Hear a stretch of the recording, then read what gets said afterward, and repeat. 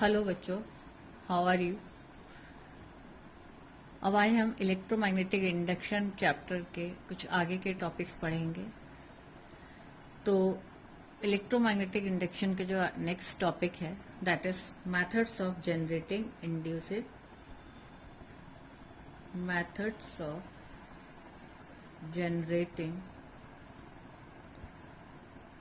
Induced EMF. अब EMF induced करने के कितने मेथड होते हैं। जिससे पहले वाले टॉपिक जो पढ़े थे उसमें ये था कि कैसे हम जो है मैग्नेट को मूव कराएं या कॉइल को मूव कराएं या दोनों ही मूवमेंट में ले आएं, या फिर हमारे पास दो कॉइल हो, एक में हमारे पास बैटरी हो अटैच, एक सिर्फ हम गैल्वेनोमीटर अटैच रखें, तो कैसे उनमें सब में आपके करंट प्रोड्यूस हो जाता था। तो वो इंड्यूस्ड ईएमएफ होने की वजह से ही वहां पर करंट इंड्यूस्ड होता था। अब हमें पढ़ना है कि हम कितने तरीके से ईएमएफ इंड्यूस्ड करवा सकते हैं। तो आपने पहले पढ़ा है कि हमारी ईएमएफ जो इंड्यूस्ड होती है उसका मेन कॉज है कि कॉइल से लिंक्ड हमारा जो है या सर्किट से लिंक्ड मैग्नेटिक फ्लक्स जब चेंज होता है तभी ईएमएफ इंड्यूस्ड होती है। अगर मैग्नेटिक फ्लक्स जो है लिंक चेंज नहीं होगा तो कोई ईएमएफ इंड्यूस नहीं होगी, ना ही कोई करंट इंड्यूस्ड होगा। तो ईएमएफ इंड्यूस्ड होने का मेन रीजन है change in magnetic flux linked with the coil और द सर्किट। तो फ्लक्स का फॉर्मूला हमने पढ़ा था phi = BA cos थीटा। यानी कि हम ईएमएफ इंड्यूस्ड कब कर सकते हैं। पहला factor by changing the magnetic field B, यानी कि हम मैग्नेटिक फील्ड की जो हमारी स्ट्रेंथ है यानी कि आपके जो है उसको हम वेरी करें। तो induced EMF by changing the magnetic field B। तो पहला मेथड क्या है, induced EMF by changing the magnetic field B।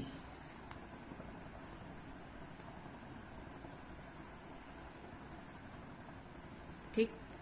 अब दूसरा हम आगे देख रहे हैं एरिया, कि अगर हम एरिया में चेंज लाएं तब भी हमारे जो है ईएमएफ इंड्यूस हो सकती है। तो हमारे एरिया में जो इंड्यूस्ड होगी तो बाय चेंजिंग एरिया।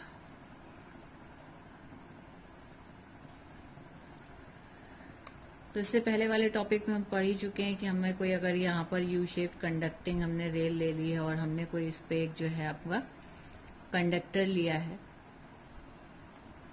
ये हमने कोई कंडक्टर इस पे ले लिया, क्रॉस है means the magnetic field is normally into the plane of the paper indicate कर रही है।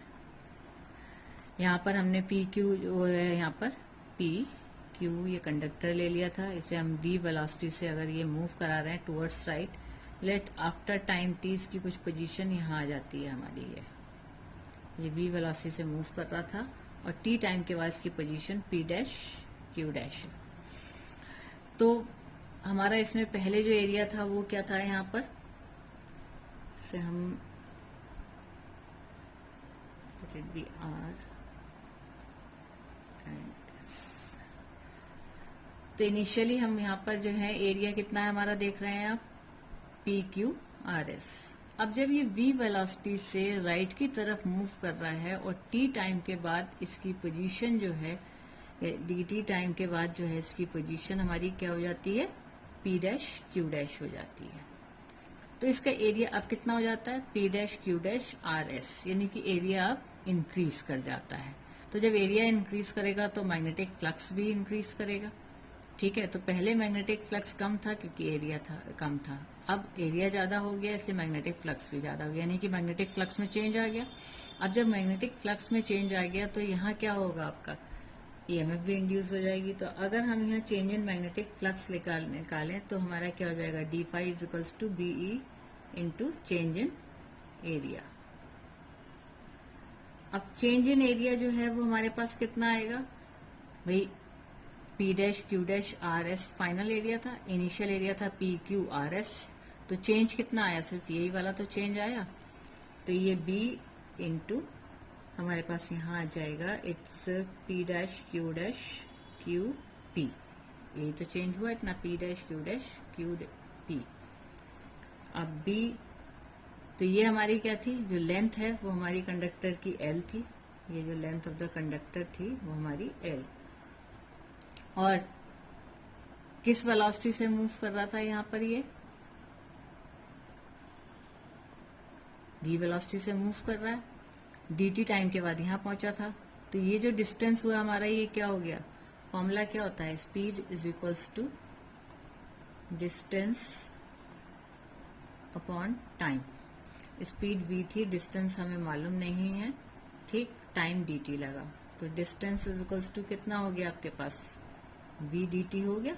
ये समझ में आ गया कि v इंटू डी टी, ये इस डिस्टेंस को v dt क्यों लिखा है, कि हम अगर इसका एरिया लेते तो हम यहाँ पर इसमें क्या लिख लेते, b इंटू ये एरिया था, तो p डैश क्यू पी, तो एरिया में अब जब लगाते तो यहाँ क्या हो जाता है, it's P Q into Q dash, तो पी क्यू की वैल्यू तो एल आ गई, क्यू डैश कितना हो गया हमारे पास, वी डी टी हो गया।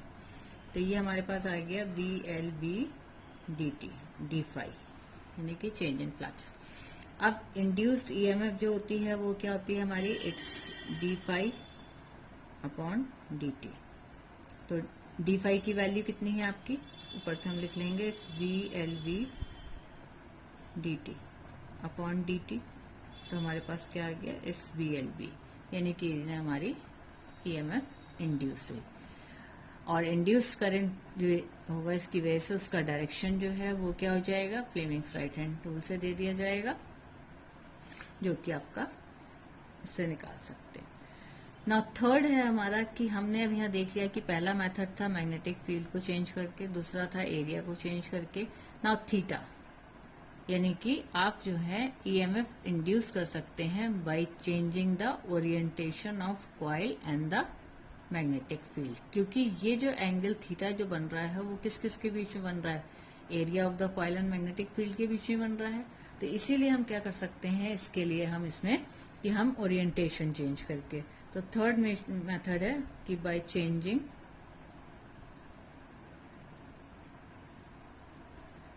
orientation of the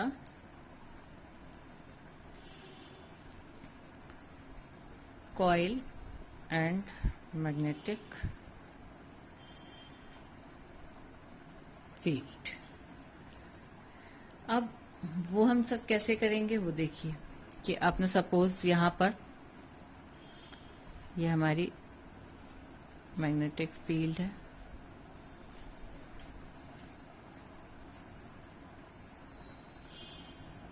इनिशियली हमारी हमने क्या किया कि एक कॉइल ली थी और उस कॉइल को हमारा, ये हमारी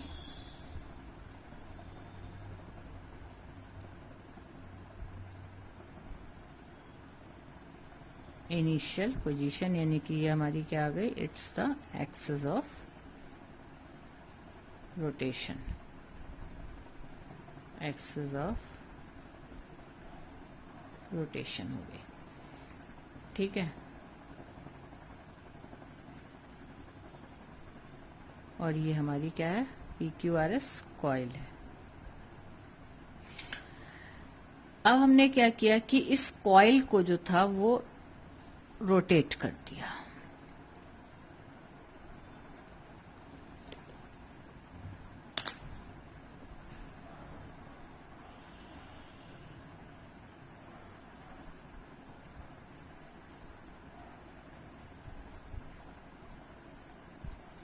ये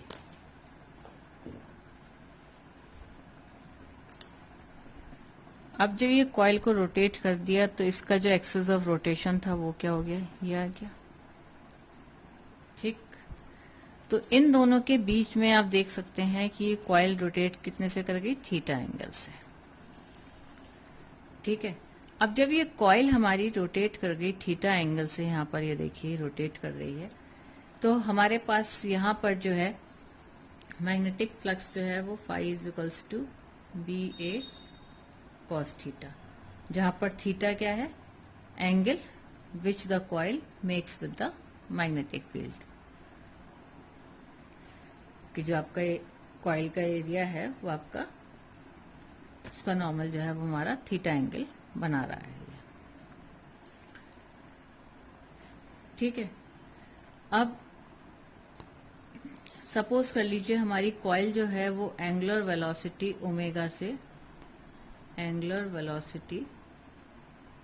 ओमेगा से रोटेट कर रही है, तो theta is equals to omega T हो जाएगा। ये रिलेशन आपका 11th में पढ़ा हुआ है, 11th क्लास में। Angular velocity is equals to क्या होता था, angular velocity is equals to angular displacement upon time. Angular velocity omega, angular displacement theta होगा अपॉन टाइम। भाई एंगुलर डिस्प्लेसमेंट मीन्स जब हम किसी सर्कुलर पाथ पे चल रहे हैं और हमने यहाँ से चलना शुरू किया, उसके बाद हम यहाँ पहुंच गए, तो हम क्या कर सकते हैं, डिस्प्लेसमेंट जो लेंगे वो हम थीटा की टर्म्स में तो मेजर करेंगे, एंगल की टर्म में तो मेजर करेंगे कि हम ओमेगा एंगुलर वेलोसिटी से मूव कर रहे हैं यहाँ पर, ठीक है। तो हम टी टाइम में कितना डिस्प्लेस किया थीटा से देंगे, इसलिए थीटा से एंगुलर डिस्प्लेसमेंट लिख लिया, omega equals to theta T upon T. तो थीटा इज इक्वल्स टू क्या आ गया, ओमेगा टी। इसीलिए हमने यहाँ पर theta is equals to omega T, तो ये हमारा फॉर्मूला बन गया B A cos omega T, ठीक है। तो ये हमारे पास यहाँ पर फॉर्मूला आ गया।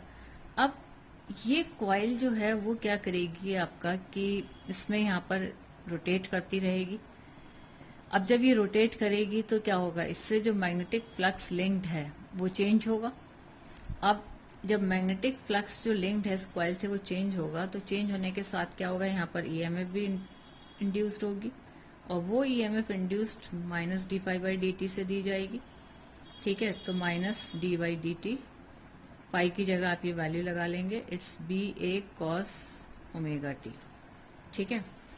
अब यहाँ पर क्या हो जाएगा, आपके पास सब चीजें, ये जो कांस्टेंट है वो आपने यहाँ लिख ली, बी ए कांस्टेंट था, उसके बाद हम लिखेंगे D by D T of cos omega T.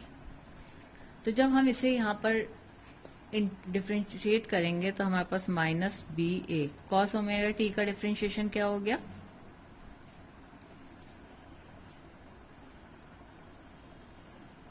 Minus sine omega T, और फिर ओमेगा टी का डिफ्रेंशिएशन ओमेगा हो गया।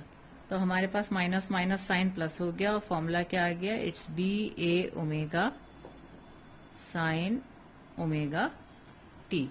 ये हमारे पास यहाँ पर इंड्यूस्ड ईएमएफ के लिए एक्सप्रेशन आ गया। इंड्यूस्ड ईएमएफ के लिए जो एक्सप्रेशन आया है वो आपका क्या है, यहाँ पर it's E is equals to N B A omega sine omega T. ये एक्सप्रेशन है जहां पर हमारे पास क्या है, N number of turns in the coil है, B magnetic field, A area of the coil, omega angular velocity जिससे कॉइल मूव कर रही है, एंड साइन ओमेगा टी। तो ये एक्सप्रेशन हमारे पास इंड्यूस्ड ईएमएफ के लिए आ जाता है। अब इस इंड्यूस्ड ईएमएफ की वैल्यू मैक्सिमम कब होगी, ई मैक्सिमम कब होगी, ई मैक्सिमम को हम क्या करेंगे, ई नॉट से लिखेंगे, और ये कब मैक्सिमम होगी, जब साइन ओमेगा टी की वैल्यू कितनी हो जाए, 1। अब साइन ओमेगा टी 1 कब होगा, जब साइन 90 हो, यानी कि ओमेगा टी की वैल्यू 90 डिग्री हो, तब ये वैल्यू मैक्सिमम होगी। तो ये मैक्सिमम वैल्यू कितनी हो गई, it's N B A omega, ठीक। अब ये जो एन बी ए ओमेगा है ये मैक्सिमम वैल्यू हो गई।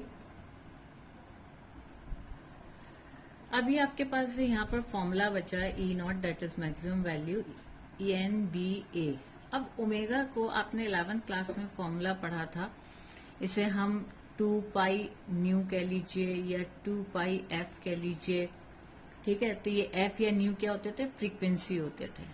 तो यही फॉर्मूला अब हम यहाँ पर इसमें ओमेगा की जगह लगा दें, तो हमारे पास ये डिफरेंट फॉर्मूले आ गए कि आपको जिस हिसाब से न्यूमेरिकल में वैल्यूज दे रखी हैं उस हिसाब से आप ये सब्स्टिट्यूट कर सकते हैं। अब किसी भी इंस्टेंट पे हमारी जो ईएमएफ इंड्यूस्ड होगी वो हमारी कैसे दी जाएगी, E is equals to E naught sine omega T. ये हमारी किसी भी इंस्टेंट पे अगर हमें वैल्यू निकालनी है उसके हिसाब से हम यहाँ पर ये फॉर्मूला यूज कर सकते हैं कि E is equals to E naught sine omega t लिख लीजिए, या फिर E naught sine 2 pi f t लिख लीजिए, भाई ओमेगा की जगह 2 पाई एफ रख दो, टी हो गया। वो डिपेंड करता है कि आपको फ्रीक्वेंसी वगैरह कैसे क्या दिया जा रहा है, उस हिसाब से आप यूज करेंगे, जहां पर एफ क्या है आपकी फ्रीक्वेंसी ऑफ रोटेशन है।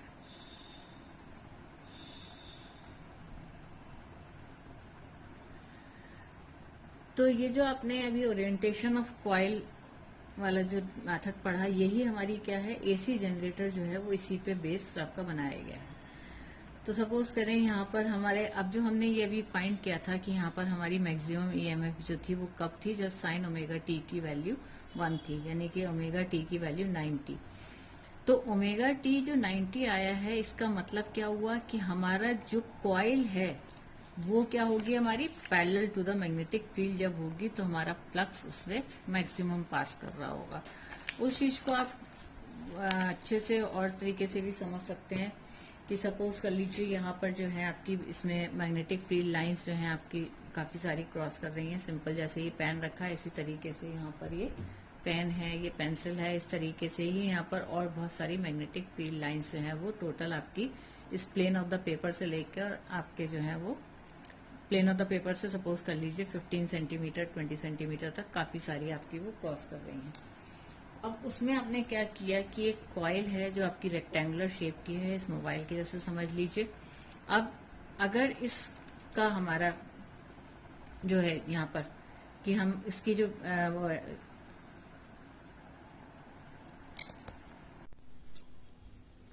चलिए अब देखते हैं कि किस तरीके से जो है अगर हम ओमेगा टी की वैल्यू चेंज करते जाते हैं तो कैसे हमारा जो है वो ईएमएफ वेरी करती है। तो हमारे पास फॉर्मूला था E is equals to E naught sine omega t. Now first when omega T is 0, तो प्लेन जो है कॉइल का, plane of coil is perpendicular to the magnetic field. तो sine omega T is equals to sine 0, और इसकी sign 0 की value 0 होती है, इसलिए ईएमएफ क्या हो गई 0। सेकंड, जब हम ओमेगा टी को 90 डिग्री लेंगे, यानी कि प्लेन अब क्या हो जाएगा of coil is parallel to B हो जाएगा, और sine omega T is equals to sine 90 is equals to 1। तो जो हमारी ईएमएफ है वो हमारी क्या हो जाएगी maximum EMF, E is equals to E naught. तीसरा केस हम रखेंगे जब हम ओमेगा टी को पाई और यू कैन से 180 डिग्री, तो sine omega T is equals to sine 180, और साइन 180 क्या होता है 0, इसलिए ईएमएफ 0। फोर्थ, जब हम ओमेगा टी को 3 पाई बाई 2 या इसी को आप कह सकते हैं 270 डिग्री, तो हम अब यहाँ वैल्यू रखेंगे sine omega T is equals to sine 3 pi by 2। अब साइन 3 बाई 2 क्या होता है -1, इसलिए हमारी ईएमएफ जो होगी वो माइनस ई नॉट। अब हम रखेंगे omega T is equals to 2 pi. अच्छा, अब आपने यहाँ पर जो था ये है कि जैसे 90 डिग्री था एंगल, तो plane of the coil parallel to B थी। जब ओमेगा टी पाई के बराबर होगा तो हमारी जो प्लेन ऑफ द कॉइल है वो आपकी क्या हो जाएगी अगेन परपेंडिकुलर टू बी। जब 3 पाई बाई 2 होगा तो plane of the coil is parallel to B हो जाएगी। ठीक, इसी तरीके से जब sine omega T is equals to 2 pi रखेंगे तो plane of the coil is perpendicular to B. अब sine omega T is equals to sine 2 pi, और साइन 2 पाई की वैल्यू कितनी होती है 0, तो इसलिए E इज इक्वल्स टू 0। अब हम इसी को जो है आपके ग्राफिकली रिप्रेजेंट करें, यहाँ हम ले लेते हैं angle of rotation on x axis, angle of rotation. Angle of rotation means आपका ओमेगा टी, टाइम के साथ वेरिएशन। और यहाँ हम लेते हैं इंड्यूस्ड ईएमएफ वाई एक्सिस पे, इंड्यूस्ड ईएमएफ। तो अब देखिए जब ओमेगा टी 0 था तो ईएमएफ 0 थी, यानी कि आपका यहाँ पर हो गया। देन सेकेंड ओमेगा टी 90 था तो आपकी ईएमएफ मैक्सिमम थी, यानी कि आपके ये, तो ये आपका π/2। और जब पाई पहुंची यहां से तो ईएमएफ 0। देन उसके बाद 3π/2 यानी कि आपका 270, तो ये आ गया। -E0 थी तो ये -E0, और 2π पे अगेन 0। तो ये आपकी एक कंप्लीट साइकिल हो गई। और ये किस तरीके से आपकी ईएमएफ वेरी कर रही है वो आपको ग्राफिकली रिप्रेजेंट करके दिखा दिया। तो इस तरीके से जो है हमारा मैग्नीट्यूड और डायरेक्शन जो है वो किस तरीके से ऑल्टरनेटिंग उसमें करंट में चेंज होता है वो आपको यहाँ दिखा दिया कि कैसे हम इसको शो करते हैं और कैसे हम इसको वेरीफाई करते हैं। अब हमारे पास नेक्स्ट आता है हमारा टॉपिक एडी करंट्स।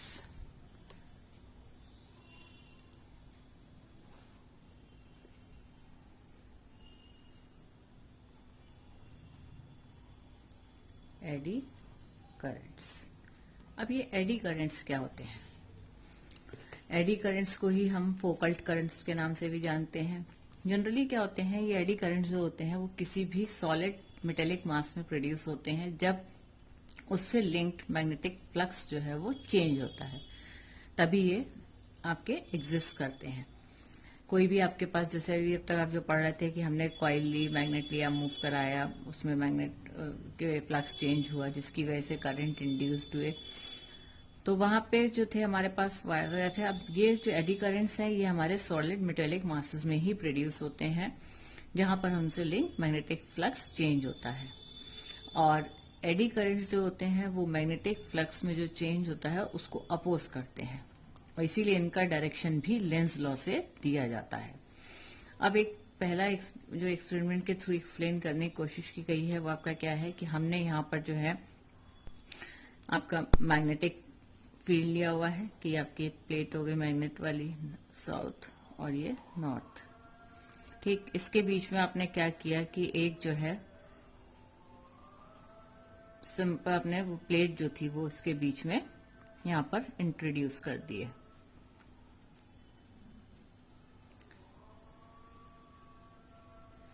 इसमें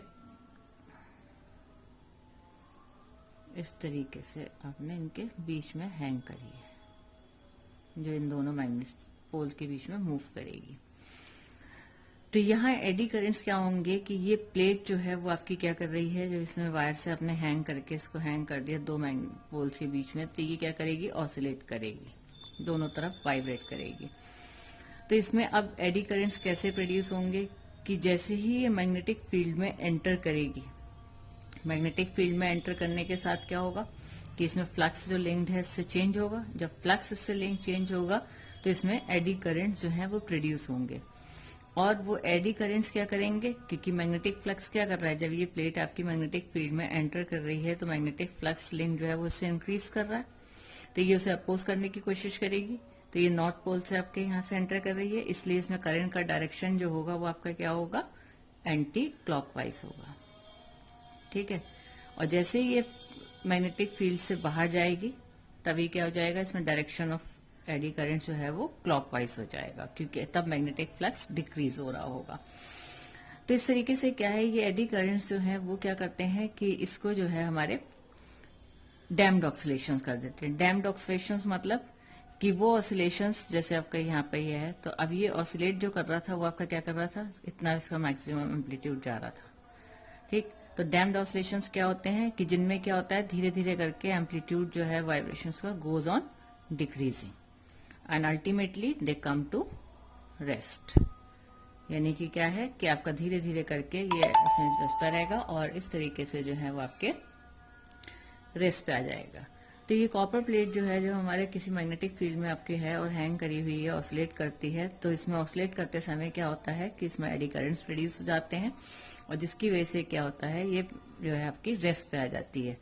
क्योंकि कॉपर प्लेट जो आपने ली थी, ये वो क्या है, पोल पीसेस के बीच में ही, जो मैग्नेट के पोल पीसेस हैं उनके बीच में ही मूव कर रही है, जिसकी वजह से मैग्नेटिक फ्लक्स चेंज हो रहा है और एडी करंट्स इसमें सेटअप हो जाते हैं, जिनका डायरेक्शन आपका क्या है, लेंज लॉ से दिया जाता है। और लेंज लॉ के अकॉर्डिंग क्या है कि opposite the motion of the copper plate in the magnetic field होगा। तो वो कैसे अपोज करेगी कि eddy currents anti clockwise direction में इसमें प्लेट करें, जैसे इसमें स्विंग करेगी मैग्नेटिक फील्ड के अंदर, एंटी क्लॉकवाइज डायरेक्शन में होगा इसमें करंट, एडी करंट प्रोड्यूस। और जैसे ही ये जो है out of the field move करेगी तो क्लॉकवाइज आपके इसमें एडी करंट्स प्रोड्यूस होंगे, जिसकी वजह से इसमें डैम्प्ड ऑसिलेशंस हो जाएंगे और अल्टीमेटली ये रेस्ट पर आ जाएगी। अब इसी को क्या करते हैं कि ये ऑसिलेशंस डैम्प्ड ना हो, तो इसके लिए हम क्या कर देते हैं कि हम इसी कॉपर प्लेट को क्या कर लेते हैं, स्लॉटेड बना लेते हैं। अब वो स्लॉटेड प्लेट हम जो है वो कैसे बना लेते हैं कि हमने ये जो प्लेट थी आपकी, इस प्लेट को हमने इस तरीके से स्लॉट कर लिया।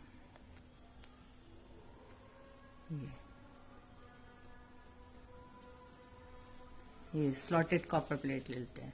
तो स्लॉटेड कॉपर प्लेट लेने से क्या होता है, जैसे ही हम इस इलेक्ट्रोमैग्नेट हमने ऊपर लिए हुए थे, स्विच ऑन करते हैं, तो स्विच ऑन करने के साथ एडी करंट्स इस प्लेट में सेटअप होते हैं। लेकिन क्या है कि ये जो एडी करंट्स इसमें होते हैं, सेटअप होते हैं, तो सेटअप होने के बाद क्या है कि जो इलेक्ट्रॉन्स जो ट्रैवल कर रहे हैं, जो करंट को हमारे वो करवा रहे हैं, वो इलेक्ट्रॉन्स क्या होते हैं, इसमें लार्जर पाथ उन्हें ट्रैवल करके करना होता है। जब ये लार्जर पार्ट ट्रेवल करते हैं तो इसमें रेजिस्टेंस ऑफर ज्यादा होता है, और जिसकी वजह से जो है जब इसमें रेजिस्टेंस ऑफर होता है तो एडी करंट्स जो जाते हैं वो सफिशिएंटली रिड्यूस्ड हो जाते हैं। और रिड्यूस होने के बाद क्या है कि जो अपोजिशन कर रहे थे ऑसिलेशन का ऊपर वाली प्लेट में, कि डैम्प्ड बना रहे थे, वो डैम्प्ड ना होके क्या करते हैं, ये आपके प्रॉपर उसमें चलते रहते हैं। इसी तरीके से एक और एक्सपेरिमेंट है एडी करंट्स को प्रूव करने के लिए, कि हमने एक जो है कॉइल ली है और उस कॉइल को एसी सोर्स से जोड़ा हुआ है। ये कॉइल है हमारी, इसे हमने किसी भी एक सिलिंड्रिकल ऑब्जेक्ट या कोई भी हमने इसमें पहले एक वो ले ली है और उस पर हमने इस कॉइल को लपेट लिया है। ये इस तरीके से कॉइल बना के, और इसे हमने एसी सोर्स से अटैच कर लिया है। और यहाँ पर हमारे पास एक लाइट मेटालिक डिस्क हमने रख ली है।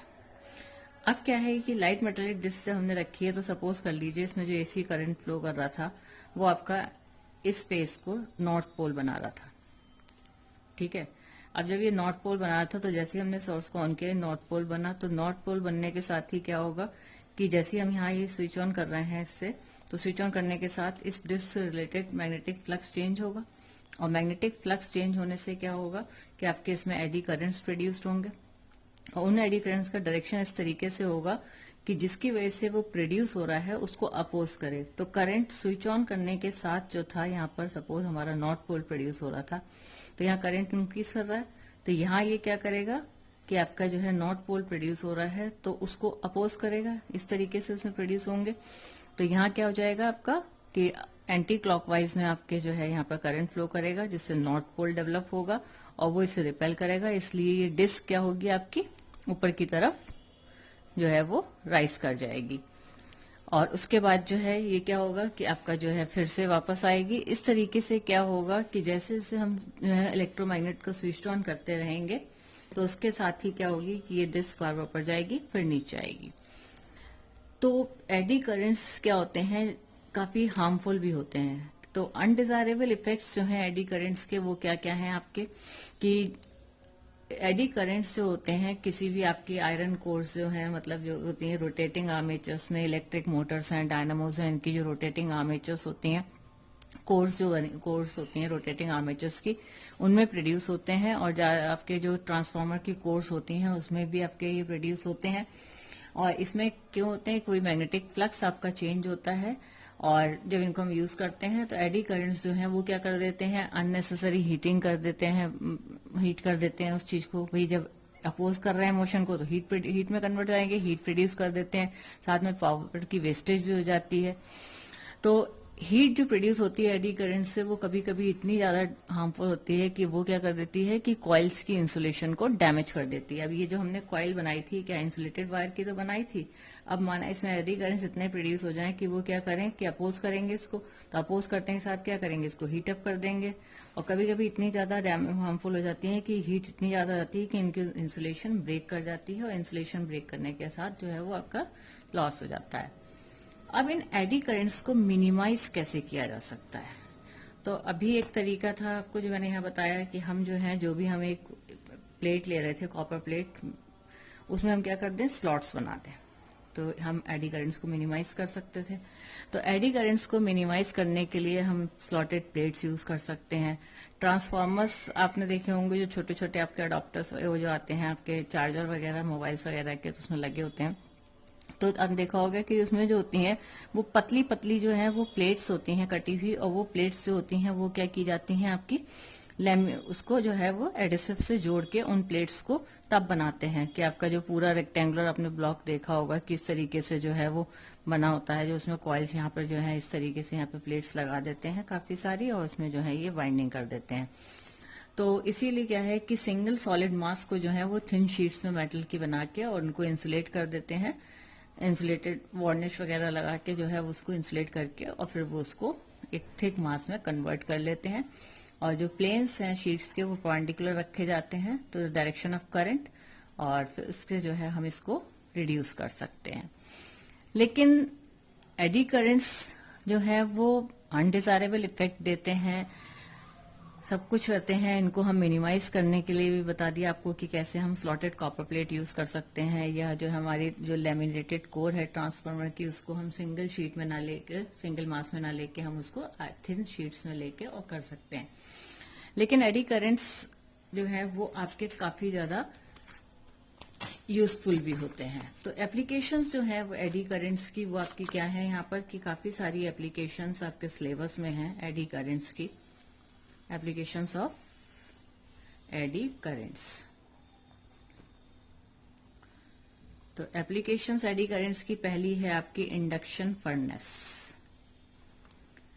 इंडक्शन फर्नेस, फर्नेस से मतलब समझ ही गए होंगे कि जो भट्टी कहलाती है, जो आप केमिस्ट्री में मेटल्स एंड मेटलर्जी पढ़ते हैं तो उसमें क्या होता है, मेटल्स को जो है वो हीट किया जाता है मॉल्टन स्टेट में लाने के लिए, तो वही उसी के काम के लिए है ये इंडक्शन फर्नेस। तो इसमें क्या होते हैं कि मेटल स्पेसिमेंस जो होते हैं वो क्या किए जाते हैं कि एक रेपिडली चेंजिंग मैग्नेटिक फील्ड में रखे जाते हैं। रेपिडली चेंजिंग मैग्नेटिक फील्ड मतलब क्या हो गया कि जहां पर क्या है कि मैग्नेटिक फील्ड की स्ट्रेंथ जो है वो काफी तेजी से चेंज हो रही होती है।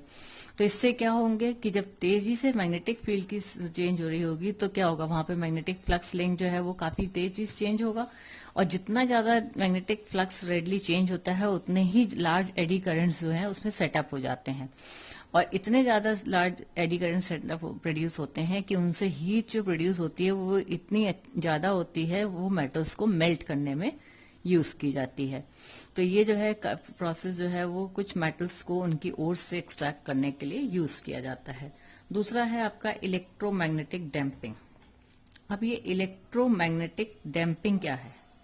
इलेक्ट्रोमैग्नेटिक डैम्पिंग, डैम्पिंग का मतलब तो आप समझ ही चुके हैं। डैम्पिंग का मतलब होता है कि जो एम्पलीट्यूड ऑफ ऑसिलेशंस है उसको धीरे धीरे रिड्यूस करके अल्टीमेटली रेस्ट पर लाना। तो इलेक्ट्रोमैग्नेटिक डैम्पिंग क्या है कि जनरली आपने गैल्वेनोमीटर आप देखेंगे तो गैल्वेनोमीटर में क्या होता है कि वो आपके माइन्यूट से माइन्यूट करंट को भी डिटेक्ट करने के काम आता है, और उसकी निडल जो होती है वो क्या करती है, लेफ्ट और राइट दोनों तरफ जो है वो आपकी बताती है कि कितना आपका जो है उसमें डिफ्लेक्शन जितना ज्यादा होता है उतना करंट की स्ट्रेंथ ज्यादा होती है। तो ये इलेक्ट्रोमैग्नेटिक डैम्पिंग जो है वो आपकी गैल्वेनोमीटर में काफी यूजफुल है। उसकी कॉइल्स जो होती हैं वो क्या है कि अब इस तरीके से वाइंड की जाती हैं कि जैसे अब कहीं भी सर्किट में आप जोड़ते हैं तो उसकी निडल क्या करती है, डिफ्लेक्ट करती है, अल्टीमेटली जो है वो रेस्ट पे आके फाइनल पोजीशन पर रुक जाती है। अब जो कॉइल जो है उसकी मैग्नेटिक फील्ड में मूव करती है तो उसमें क्या होता है, इंड्यूस्ड करंट सेटअप हो जाता है कॉइल में, और जब इंड्यूस्ड करंट सेटअप हो जाता है कॉइल में तो वो उसके मोशन को अपोज करता है, ऑसिलेशंस कॉइल की डैम्प्ड हो जाती हैं जिस वजह से, और यही आपका क्या कहलाता है, इलेक्ट्रोमैग्नेटिक डैम्पिंग कहलाती है। अब इलेक्ट्रोमैग्नेटिक डैम्पिंग को हम और भी बढ़ा सकते हैं। कैसे कि कॉइल को हम जो है उसकी बाइंडिंग जो है कॉइल की, वो हम क्या कर दें, लाइट कॉपर या एल्यूमिनियम फ्रेम पे कर दें। अब जैसे ही वो फ्रेम जो है वो मैग्नेटिक फील्ड में मूव करेगा तो एडी करंट सेटअप हो जाएंगे फ्रेम में। अब जब एडी करंट फ्रेम में सेटअप हो जाएंगे तो वो उसके मोशन को अपोज करेंगे कॉइल के। इस तरीके से गैल्वेनोमीटर क्या हो जाता है, ये डेड बीट गैल्वेनोमीटर, यानी कि कॉइल जो है does not oscillate, coil oscillate नहीं करेगी और वो जो है आपका क्या कहलाएगा, डेड बीट गैल्वेनोमीटर कहलाएगा। और इसी तरीके क्या है कि उसकी निडल जो है वो अपनी फाइनल पोजीशन पे एक बार रह जाती है। थर्ड आपकी जो एप्लीकेशन है वो आपकी है यहाँ पर इलेक्ट्रिक ब्रेक्स। अब इलेक्ट्रिक ब्रेक्स क्या होते हैं? इलेक्ट्रिक ब्रेक्स क्या है कि आपका स्ट्रॉन्ग मैग्नेटिक फील्ड जो है वो रोटेटिंग ड्रम पे लगाया जाता है। रोटेटिंग ड्रम जो है वो किससे अटैच्ड होता है, व्हील्स से अटैच्ड होता है, पहियों से। और फिर उसमें स्ट्रॉन्ग मैग्नेटिक फील्ड जो है रोटेटिंग ड्रम पे लगाते हैं, उसमें एडी करंट सेटअप हो जाते हैं ड्रम में, जो एक टॉर्क एक्सर्ट करते हैं ड्रम पे, और उसे जो है फिर ट्रेन को रोकने में हेल्प मिलती है। इसी तरीके से आपके स्पीडोमीटर्स हैं जो आपके स्पीड मेजर करते हैं, व्हीकल्स में लगे होते हैं आपके। तो स्पीडोमीटर में क्या होता है कि आपकी मैग्नेट जो है वो रोटेट करती है with the speed of the vehicle, कि जितनी स्पीड से आपकी व्हीकल मूव कर रही है उतनी स्पीड से वो मैग्नेट रोटेट करती है। और मैग्नेट जो है वो इस तरीके से एल्यूमिनियम ड्रम के अंदर रखी जाती है पिवट करके, कि वो जो है अपनी पोजीशन पे ही बनी रहती है। ये नहीं है कि वो बार बार इधर से उधर घूम जाए, ऐसा नहीं होता है। सिर्फ जो है वो उसकी आपकी मैग्नेट रोटेट करता है तो उसमें एडी करंट सेटअप हो जाते हैं ड्रम में, जो अपोज करते हैं मोशन ऑफ द मैग्नेट को। और इस तरीके से टॉर्क जो है एक्सर्ट होता है ड्रम पे अपोजिट डायरेक्शन में, और वो ड्रम को डिफ्लेक्ट कर देता है depending on the speed of the vehicle की उसकी उसे। देन इंडक्शन मोटर, ये भी आपकी एक है। इलेक्ट्रोमैग्नेटिक शील्डिंग भी आपकी एक एप्लीकेशन है, ठीक है। तो ये इंडक्टोथर्मी है आपकी एक, जो आपका क्या होता है, इंडक्टोथर्मी। इंडक्टोथर्मी में क्या होता है कि एडी करंट्स जो हैं वो आपके यूज किए जाते हैं आपकी जो ह्यूमन बॉडी के अंदर टिश्यू हैं उन स्पेसिफिक टिश्यूज को हीट करने के लिए, कि आपके एडी करंट्स लिए और वो क्या करते हैं, use to heat localize tissue of the human body. और ये ब्रांच जो है वो इंडक्टोथर्मी कहलाती है, ठीक। अब हमारे पास नेक्स्ट टॉपिक आता है सेल्फ इंडक्शन। अब तक आपने पढ़ा कि एडी करंट्स क्या है, लेंज लॉ क्या है, ठीक। अब आता है सेल्फ इंडक्शन। जैसा कि इससे देखने से ही लग रहा है, सेल्फ इंडक्शन मीन्स कि वो फिनोमेना जिसमें ईएमएफ इंड्यूस्ड होती है कॉइल में जब उसमें चेंजिंग करंट पास किया जाता है। मीन्स ये क्या होगा कि हम जो भी कॉइल ले रहे हैं उसमें अपने आप में ही ये चेंज आएगा। मतलब जैसे आपने ये ले लिया, एक बैटरी या सेल ले लिया और उससे अटैच्ड आपने एक कॉइल ले ली, ठीक। और ये कॉइल लेने के बाद आपने क्या किया, इस एक की ले ली, और की लेने के बाद इससे अब हम यहाँ पे इसमें की इंसर्ट कर दें तो यहाँ क्या होगा, करंट फ्लो होना शुरू हो जाएगा। अब ये जो करंट है ये तो IB यानी कि बैटरी का करंट है, ठीक। अब जैसे ही हमने इसे स्विच ऑन किया तो करंट की स्ट्रेंथ 0 से मैक्सिमम बनेगी। अब जब करंट की स्ट्रेंथ 0 से मैक्सिमम बनेगी तो इस कॉइल से लिंक्ड मैग्नेटिक फ्लक्स जो है, भाई करंट की स्ट्रेंथ चेंज हो रही है तो इस कॉइल से लिंक्ड मैग्नेटिक फ्लक्स भी चेंज होगा। उस मैग्नेटिक फ्लक्स चेंज होने की वजह से इसमें EMF इंड्यूस्ड होगी, और EMF इंड्यूस्ड होने की वजह से करंट इंड्यूस्ड होगा। अब उस करंट जो इंड्यूस्ड हो रहा है उसका डायरेक्शन किससे दिया जाएगा, लेंज लॉ से दिया जाएगा। तो लेंज लॉ से जो करंट इंड्यूस करंट का डायरेक्शन दिया जाएगा वो आपका क्या होगा, टुवर्ड्स, या आप कह सकते हैं एंटी क्लॉकवाइज हो गया यहाँ पर, ठीक। अब कैसे देंगे इसे, क्योंकि हम यहाँ दे रहे हैं कि करंट की स्ट्रेंथ 0 से मैक्सिमम बन रही है। तो अब क्या है कि करंट जो है वो 0 से इंक्रीज कर रहा है, यानी कि इंक्रीजिंग करंट की वजह से मैग्नेटिक फ्लक्स चेंज हुआ, जिसकी वजह से EMF इंड्यूस्ड हुई और जिसकी वजह से करंट इंड्यूस्ड हुआ। अब ये इंड्यूस्ड करंट लेंज लॉ के अकॉर्डिंग क्या करेगा, इसको अपोज करने की कोशिश करेगा। और ये अपोज कैसे करेगा, जब ये इसके अपोजिट डायरेक्शन में फ्लो करेगा। तो इंड्यूस्ड करंट का डायरेक्शन आपका क्या हो जाएगा, जब आपका टुवर्ड्स लेफ्ट। आप इस की को लगा रहे हैं और करंट की स्ट्रेंथ जो है वो आई बी क्या हो रहा है, it is increasing from 0 to maximum, तब है ये, ठीक है। लेकिन अगर इसी सर्किट को हम यहाँ पर पलट दें कि हम इस समय क्या कर रहे हैं कि हमारा करंट फ्लो कर रहा था और फ्लो करने के साथ ही हमने क्या किया, उसको अब क्या करेंगे हम कि करंट, अब हम की निकाल लेंगे, टेक आउट द की, ठीक है, की को बाहर निकालेंगे। करंट आपका बैटरी करंट यही वही सेम डायरेक्शन में फ्लो कर रहा था जैसे कि। अब जब हम इसमें से की को निकालेंगे यानी कि हम स्विच ऑफ कर रहे हैं, जब हम स्विच ऑफ करेंगे तो करंट जो है वो क्या हो रहा है, मैक्सिमम से 0 आ रहा है, यानी कि अब करंट की स्ट्रेंथ क्या हो रही है, डिक्रीज कर रही है। अब जब डिक्रीज कर रही है तो क्या होगा, फिर मैग्नेटिक फ्लक्स लिंक चेंज होगा, फिर ईएमएफ इंड्यूस्ड होगी और उसकी वजह से करंट इंड्यूस्ड होगा। लेकिन अब जो करंट है वो सेम डायरेक्शन में फ्लो करेगा जैसे आपका ये बैटरी करंट चल रहा था। क्यों? क्योंकि इसे लेंज लॉ के अकॉर्डिंग वर्क करना है, तो लेंज लॉ के अकॉर्डिंग क्या करेगा, ये जिसकी वजह से प्रोड्यूस हो रहा है उसको अपोज करेगा। तो अब ये क्या हो रहा है, डिक्रीजिंग करंट की वजह से प्रोड्यूस हो रहा है, इसलिए ये इसे इंक्रीज करने की कोशिश करेगा और ये सेम डायरेक्शन में फ्लो करेगा। तो ये इस तरह है कि आपका सेल्फ इंडक्शन क्या होता है। तो सेल्फ इंडक्शन वो फिनोमेना है of production of induced EMF in a coil when a changing current passes through it. अब coefficient of self induction, coefficient of self induction, तो कोफिशिएंट ऑफ सेल्फ इंडक्शन निकालने से पहले क्या है कि हमारा जो मैग्नेटिक फ्लक्स लिंक्ड है किसी भी कॉइल से, वो कितना चेंज होता है, करंट की स्ट्रेंथ के अकॉर्डिंग चेंज होता है, कि जितना ज्यादा करंट में चेंज आएगा उतना ही मैग्नेटिक फ्लक्स लिंक जो है सर्किट से चेंज होगा।